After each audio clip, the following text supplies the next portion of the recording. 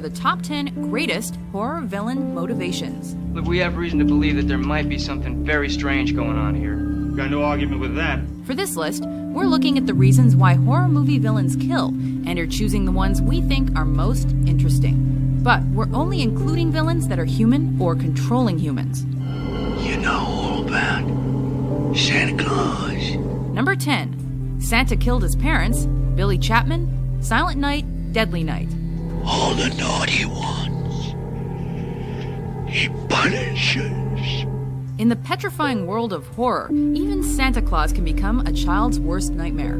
Santa Claus! Looks like you get to see him tonight after all, Billy. No, Daddy, I don't want to see him. Keep going, don't stop! Young Billy Chapman is forever scarred when a serial killer dressed as Santa kills his parents. We guess they were on the naughty list.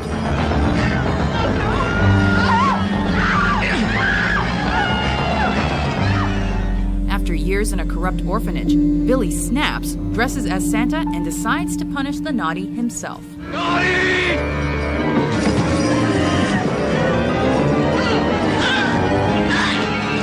As Billy ruthlessly targets bullies and immoral teens, suddenly coal in your stocking doesn't look like a bad punishment. Oh, God!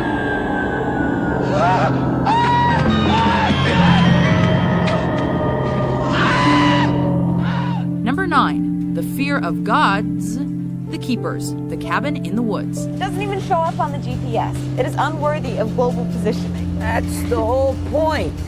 This clever trip into the woods offers a distinct twist on the traditional bad guy backstory. They made us choose how we die. When zombies stalk a group of teens in an isolated cabin, it turns out that computer technicians are behind the entire nightmare. We have a winner! It's the Buckners, ladies and gentlemen! Typical. Every year, these secret murders are carried out to make sacrifices to unseen gods. If the sacrifices fail, the gods will destroy all humans, raising the stakes way higher than most other thrillers. I don't care if it's not protocol. Are you f***ing high? It's the fool. Do not touch the girl. If he outlives her, this whole thing goes to hell. Take him out first. Number 8. Bullying, and that time of the month, Carrie White, Carrie. A classic tale of bullying gone wrong, Carrie is still relevant decades after its release. Tortured at school by heartless classmates after she gets her first period, and stifled at home by a religious fanatic mother, Carrie's shut off from the world. Oh, Lord! Help the sinning woman see the sin of her days and ways. Show her that if she had remained sinless, the curse of blood would never have come on her. But with her blossoming womanhood comes strange new powers. And Carrie soon realizes she can make things happen with her mind.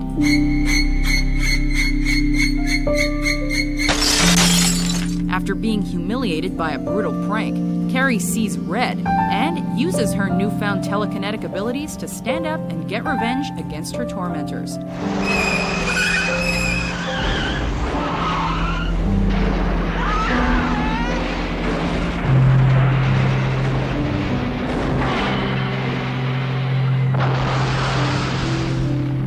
Number 7. Pinocchio Syndrome, Chucky, the Child's Play franchise. Hi! First introduced in 1988, Chucky brought a whole new look to the traditional slasher. Killer Charles Lee Ray is shot dead by police, but uses voodoo to transfer his spirit to a doll.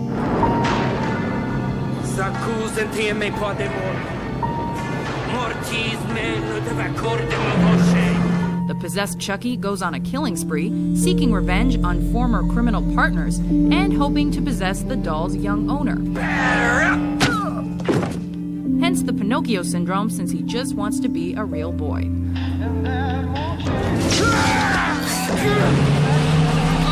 Good night, asshole. But this horrifying plastic murderer with a need to kill kids only gives us more reason to fear dolls. I said talk to me, damn it, or else I'm gonna throw you in the fire! You stupid bitch, you filthy slut! Did you with me? Number 6. Undying Love, Imhotep, the Mummy. Looks as though he died in some sensationally unpleasant manner. One of the silver screen's first Scream legends, Boris Karloff's Imhotep was hell-driven to resurrect his lost love.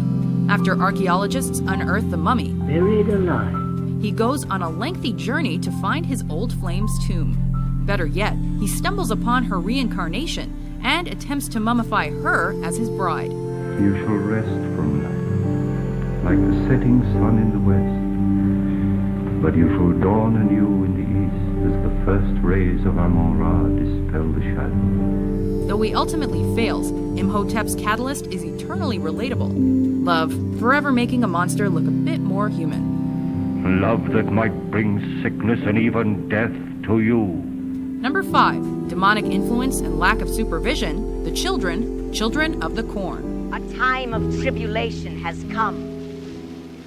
A test is at hand. We've seen people murdered for crop harvests before. It's all starting to sound the same. Well, it's not! Particularly in The Wicker Man.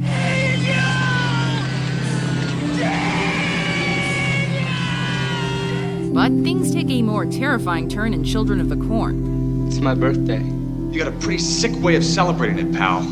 Kids in a small farming town massacre the adults, sacrificing them to their mysterious leader, he who walks behind the rows.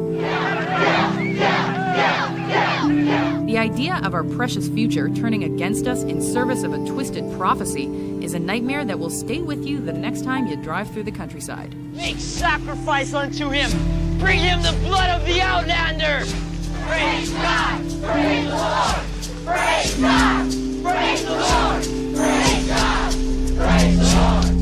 Number 4, gender reassignment, Peter Angela, the Sleepaway Camp franchise. Man, I've been watching her all week, and she is up. Revealed in a shocking twist ending, Angela has a troubled past for the ages. Man, she's a boy. After losing his family in a boating accident, Peter Baker is taken in by an aunt who raises him as a daughter, Angela. Angela, isn't there anything special my little girl would care for? Struggling to fit in at camp, memories of her father's love affair with another man return when a boy kisses her. I have to go. This sexual confusion drives her mad, propelling her to dispatch camp members in exceedingly gory fashion. Oh my God, I'm too bad. Number 3, mommy issues, Jason and Mrs. Voorhees, the Friday the 13th franchise. A mother will do anything for her son, even kill. Pamela Voorhees is heartbroken when son Jason drowns at camp. She blames the counselors who were having sex and left him unsupervised. You let him drown. You never paid any attention. Look what you did to him. Look what you did to him. In retaliation, she embarks on a vengeful quest to kill off Camp Crystal Lake's young and carefree counselors. Particularly the slutty ones. We weren't doing anything. We were just messing with you. Jason himself takes the killer's knife in hand for sequels, continuing the slasher tradition of murdering partying teens. Number 2, post-traumatic burned alive disorder, Freddy Krueger, A Nightmare on Elm Street franchise. Please, God. this is God. A child killer is scary enough.